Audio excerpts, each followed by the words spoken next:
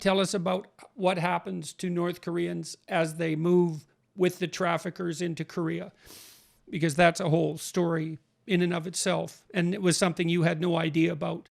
I know this is the thing, like people, the world is obsessed talking about slavery, but this is a slavery that happening just right now at this very moment that we are talking about this. So there are like 300,000 North Korean defectors are in China, and they are all enslaved by Chinese people. I was one of them. In 2007, we found this lady. Miraculously, she wanted to help me to go to China. I didn't even know why.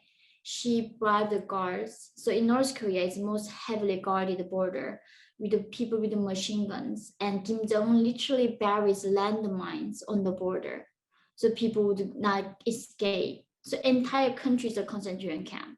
Entire border is sealed. We were luckily bribe the guards. We crossed the frozen river to China. And of course, the first thing I see was my mom being raped in front of me. And And you said from, that your mother offered herself as an alternative to you, yeah. and you So were 13 at the time. And that was your first introduction to sex of any sort, because there was no sexual education or contact for young people. There was no sexual education and no romance, no dating, anything like that. So that was your first introduction. I don't imagine you even understood what was happening. no, I that's the thing. Like I go there and I was like something 60 pounds. I was very malnourished, maybe 50 something pounds, so small. And this man was like, I want to have sex with her. And my mom's like, what do you mean? Like, she's only child. And then he's like, I want to have sex with her. So it's like, just take me instead.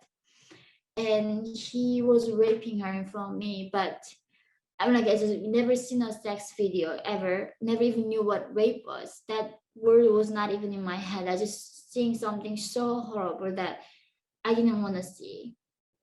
And after that, they took us to this house where they would like literally make us stand up, make us turn around, take our teeth and everything, and making price on our body. Yeah, now let me fill in a bit of background there. So the way you lay that out in this in your autobiography is that there's a heavy demand for North Korean women in China, Mhm. especially rural China.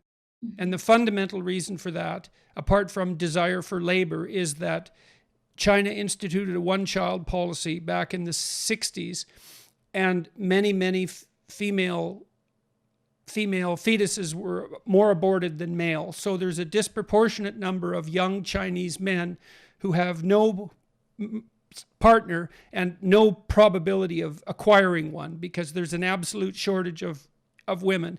And so you and your mother were valuable commodities because of the shortage of women.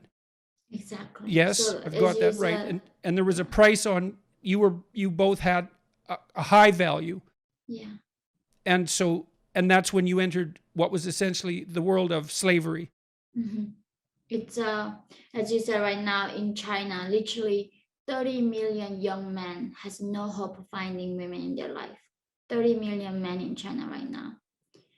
So because of the regime, Chinese regime do not want these men to revolt even because of dissatisfaction with their lifestyle. In a way, Chinese regime does not cracking down on this human right trafficking either. We are almost like the price they are using to pay for this make men not revolt. And then so when we go, I was 13 years old. I was a virgin, so my price would be less than $300 in 2007, and my mom's price was less than $100. That's how little a human being worth right now in this 21st century. And then each trafficker buys us, price goes up. So the second trafficker comes and buys us and then pay more price. Then they sell us to the Chinese farmers or the men, or to sell us to brothels or prostitution and like a lot of other like underground world, and sell us like a products like commodity. And that's, and then I remember that's the thing, like at 13 they were asking, so in China in order to be here you gotta be sold.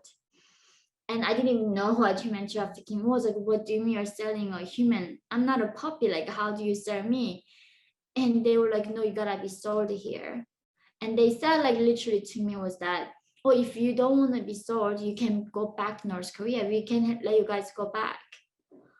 But the thing is, going back to North Korea is a death. Like, even though miraculously regime doesn't punish me, there's no chance for me to find food. I mean, that's the hardest thing. It's like there's no place for us to go outside of North Korea. Like, if we leave that country, whatever the condition is, it's better than being in North Korea, because at least in China, we are being fed. Doesn't matter we are raped, tortured, we are at least being fed. And that's how we stayed in China and they sold me separately from my mom, because they can charge two people's price. So they sold my mom and sold me separately, and that's how I got separated from all my family at 13. Yeah, well, you said at the beginning when you went into China that you didn't tell the smugglers, the traffickers, that you were traveling with your mother. You said that she was younger than she was, and you said that you were older than you were.